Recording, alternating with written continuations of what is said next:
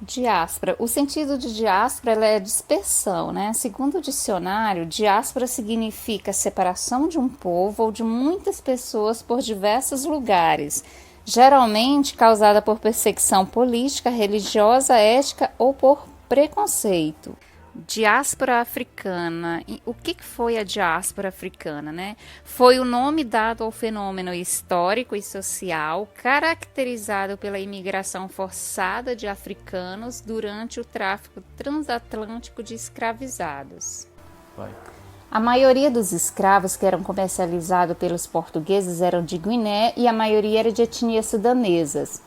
Tinha escravos de várias origens, de diversas regiões da África, né? Isso para os compradores era bom, porque na visão dele, sendo eles de diferentes culturas e línguas, dificultava a comunicação entre eles, né? E isso era possível evitar uma rebelião ou até mesmo uma fuga. Brasil, uma história inconveniente, por quê? Tudo começou com a chegada acidental dos portugueses às terras brasileiras. O objetivo deles eram as Índias, porque eles iam em busca de especiaria, mas ao avistar aquela imensa terra, né, eles trataram logo de avisar, de mandar notícia a Lisboa. Como Portugal era um país pequeno e não tinha mão de obra o suficiente para explorar aquelas terras, os índios foram os primeiros a serem escravizados. Na visão dos índios, para eles servir a um outro homem, fugir a realidade dele, era fora do costume deles, né? Então, eles davam muito trabalho aos europeus. Os europeus consideravam eles homens preguiçosos, então os índios também eles foram acometidos de muitas doenças europeias.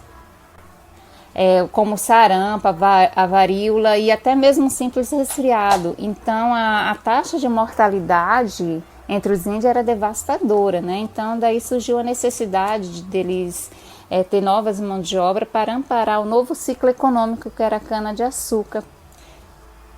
Isso fez com que os portugueses voltassem para a África em busca de escravos. Então, Portugal, Brasil e as diversas regiões da África foram os maiores responsáveis pela maior imigração forçada da história da humanidade.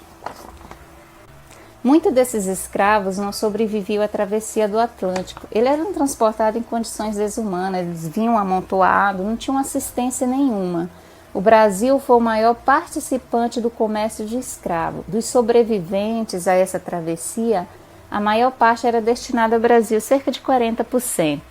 Ao adentrar as terras brasileiras, eles eram tratados com extrema violência, né? Então, esses escravos, eles eram destinados aos grandes engenhos, às grandes fazendas, e eles não ficavam só nas plantações, eles faziam de tudo, desde a carpintaria até a construções, muitos iam trabalhar na cozinha. Os escravos eram submetidos a muitos castigos físicos, principalmente o açoite, que era o mais tradicional. Então, os senhores eles não precisavam de muitos motivos. Bastava, às vezes, a vontade deles querer exercer a violência e praticava a violência nos escravos. As mulheres, além de fazerem o serviço doméstico, ela também serviu de escravas sexuais para seus senhores, né? Muito desses europeus, portugueses, quando chegaram aqui no Brasil, eles não vinham com família, eram solteiros. Então, tanto as africanas quanto as índias foram sujeitas a serem objetos sexuais dos seus senhores. Os castigos físicos e psicológicos entre eles era rotina. Quando eles iam para a senzala, que era o local de descanso dele, aqueles que eram mais rebeldes, às vezes ficavam acorrentados, dormiam acorrentados. E a senzala era um local úmido, escuro, sem condição sanitária nenhuma. Segundo a autora Ruth Barbosa, ela chama bastante atenção da gente para as condições de vida que eles eram submetidos. Então, as principais causas de morte, segundo ela, estavam relacionadas ao trabalho excessivo, à alimentação precária, e isso trazia muitas doenças para eles, né, como a varíola, o sarampo. A senzala onde eles ficavam era um local úmido, não tinha condições sanitárias nenhuma de sobrevivência. A expectativa de vida deles era muito pouca. Geralmente eles viviam em média 20 anos devido a essas condições desumanas quais eles viviam, né? Então, as doenças infecto-parasitárias era algo muito recorrente, porque eles não tinham assistência nenhuma.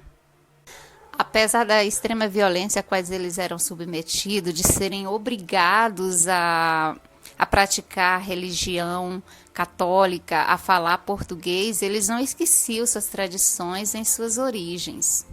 Mesmo diante desse cenário tão cruel, eles davam um jeito de cultuar suas crenças, suas tradições. Era uma forma deles não esquecerem a sua origem, né? Então, eles cultuavam as religiões e as tradições dele, mesmo que era ali bem escondido para que ninguém pudesse ver.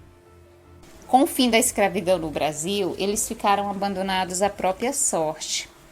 Agora eram livres, porém a vida de livre deles era bastante angustiante, porque não tinham casa, não tinham trabalho, sem dinheiro, sem condição de sobrevivência.